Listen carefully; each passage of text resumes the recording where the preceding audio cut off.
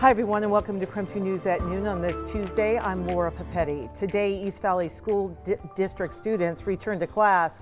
This, of course, coming after a COVID outbreak in the school district. However, school leaders are now dealing with staffing shortages as well. KREM 2's Nicole Hernandez has more on how the district is planning to keep students inside the classroom as we continue with this tumultuous year. That's right. So students are back in session here at Trentwood Elementary School, which is very different than what we saw yesterday. Yesterday, East Valley School District did have to cancel classes because of a wave of COVID-19 positive cases. Now, according to East Valley School District, there were more than 80 students and 30 staff members that tested positive for COVID-19.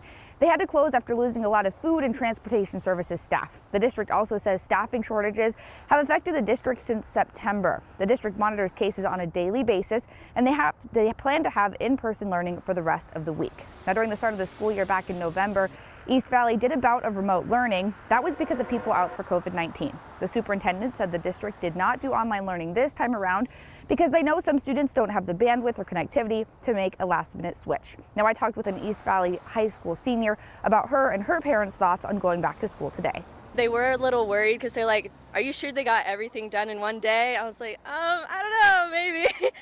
But I don't know. As long as I'm safe and everyone else is doing their part, I think it will be okay.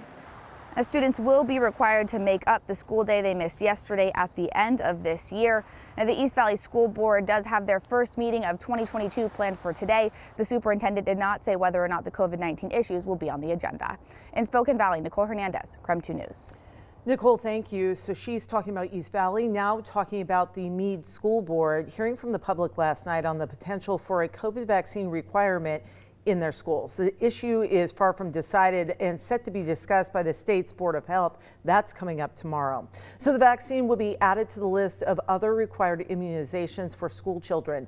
During the school board meeting, not one parent or board member supported that idea. There are a lot of parents that are afraid to speak up.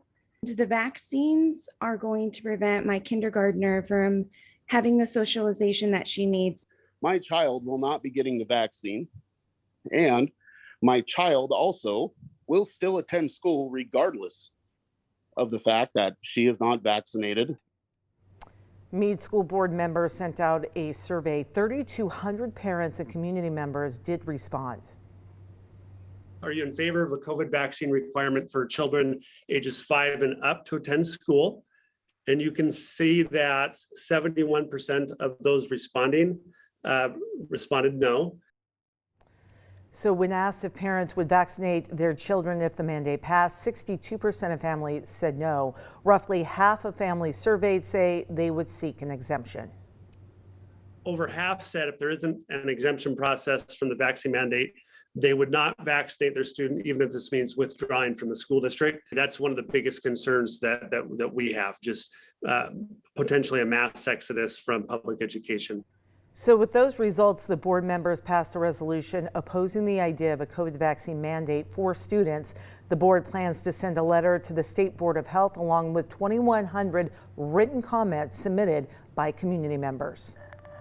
All right, we're going to switch right now, take a live look outside overlooking downtown Spokane. You can see the snow still out there, but it is certainly a little bit warmer than it's been previously. So we're going to join meteorologist Jeremy Legoo. You're outside right now. You're still in a heavy coat, so it's not balmy by any means, but warmer. Yeah, we're talking January warm. This isn't, like March warm or April warm. This is January warm, and that means 38 degrees. That's actually just a few degrees above where our normal high temperature is this time of year. And that's thanks to our southerly wind kind of bumping that up. And that's the case for us here in Spokane, Coeur d'Alene, Deer Park, Sandpoint. But look what happens as you move your way to the western portion of central Washington.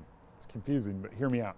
Moses Lake and Wenatchee in the upper 20s. And for that reason, we are still concerned about some wintry precipitation. Off to the north in northeastern Washington and North Idaho, another round tonight has prompted a winter weather advisory. It's light snow and freezing rain in the forecast for some of those areas. Right now you can see it's all rain for us, and as we head into the afternoon, it is going to be all rain for us here in Spokane. You move out to the west, you find yourself in Moses Lake, Wenatchee, Leavenworth. You might get a little bit of freezing rain, and that includes Snoqualmie Pass as well. So for the most part, you either have to head off to the north or up high in elevation to find freezing rain or snow. For the rest of us, it is rain and a lot of it even as we get into the day tomorrow. Wind blowing my hair all over the place, but here we go. Temperatures hovering in the upper 30s through the remainder of the afternoon. Might even hit 40 before tomorrow hits. All right, my friend, thank you. Happening today, Governor Jay Inslee will give his State of the State address, and we are expected to learn more about recent accomplishments and, of course, so many challenges facing folks here in the state of Washington, especially when it comes to COVID-19. And the governor's address comes as lawmakers begin the legislative session, began yesterday. One area of concern is the state's controversial Washington Cares Fund, and that calls for automatic paycheck withdrawals for long-term care. Now, the House Speaker says they plan to delay the program. We want to hold on to the program. It's really important that people not have to spend themselves into poverty in order to get long-term care in this state.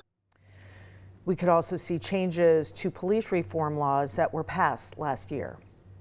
And the Spokane City Council passed an ordinance last night dealing with tenant protections. Before the vote, Council President clarified the only protection this ordinance provides is a ban on evictions for those who are currently waiting for their rental assistance application to be processed.